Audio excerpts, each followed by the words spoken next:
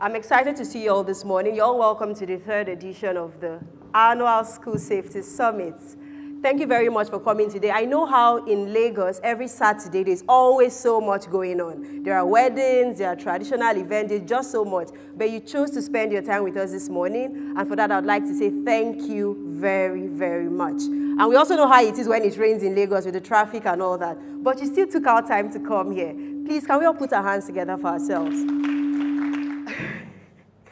I am an equiper. What this means is in the various roles I show up in, I equip the people I'm called to serve in various ways.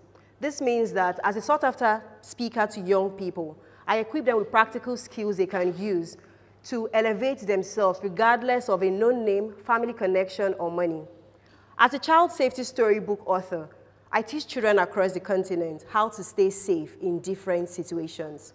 Also, as the convener of the School Safety Summit, I equip educators like yourself with practical tips that you can replicate in your schools. Because for me, it's really important that we all know what to do to ensure that children who find themselves in our environment do not get hurt. When I was thinking of this year's School Safety Summit, I wanted something bigger. I wanted more people to have access to the information we usually share every year. And I thought, how do I make this happen? So I decided to involve partners. So who am I going to partner with to ensure that we can reach out to as many people as possible and make it worth your while? So as a Mandela Washington Fellow, I applied for the reciprocal exchange component. What that means is the US government will sponsor an American to come down here and work with that fellow in whatever project you are doing. With my peer collaborator in Phoenix, who I met last year when I was in the US for the fellowship, we won the grant. And courtesy that opportunity, the US government sent him down here. Yesterday, we had our first set of events where we trained some educators. Today, he's going to be on one of the panels. And in the coming days, we'll also do certain activities. So I'd like to thank the US government for sponsoring that aspect of things for this event. I'd also like to thank Ikeja Electric for believing in us. When they found out that we needed them to come and speak here, and they said, okay, we would not be here, but we've heard about you.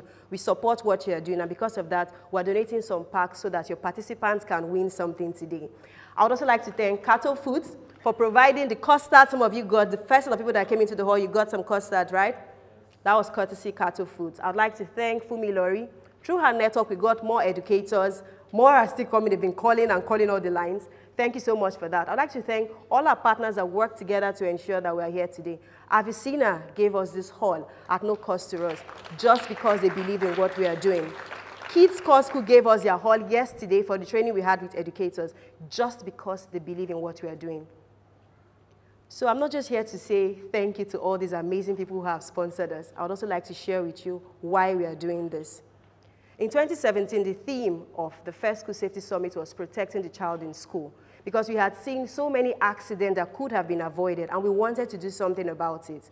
We started. Last year, the theme was emergency response preparedness in schools, and we also did the same. This year, we decided to bring in the aspect of children with special needs, because they seem to be ignored, or somehow our society seems to exclude them, maybe not consciously.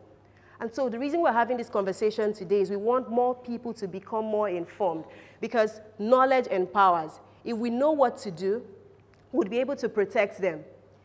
If you do not have enough safety systems for the regular children you have in your schools, how are you going to manage a child who uses a wheelchair? How would you manage a child who cannot see? How would you manage a child with maybe other learning disabilities? And that is why the conversation we're having here is very important. Today, we've lined up amazing speakers across different areas, because we believe that you need to have a well-rounded view of this subject so that you begin to see how this can work. Out of the many millions of children that are out of school in Nigeria, over 50% of them are children with special needs. If we do not do something about it by even making the opportunities available to them, how would they be able to enhance their potentials? How would they get education? It all begins with us beginning to open our hearts, open our school doors, putting certain policies in place and structures to ensure that these children do not just get education, they also feel safe and they're able to harness their potentials. So I hope that by the end of today, when you're leaving here, you would learn a minimum of one thing and you'll be willing to go forward, share to as many people as possible, and see how you can begin to create a change in your own environment. I believe that Nigeria might have so many problems, right? But if we keep doing our little eventually adds up to a lot, and we're going to make the effect that we want to achieve. So, I am an equiper, and I am called to serve all the people who I have to make them have as much information as possible. Thank you very much.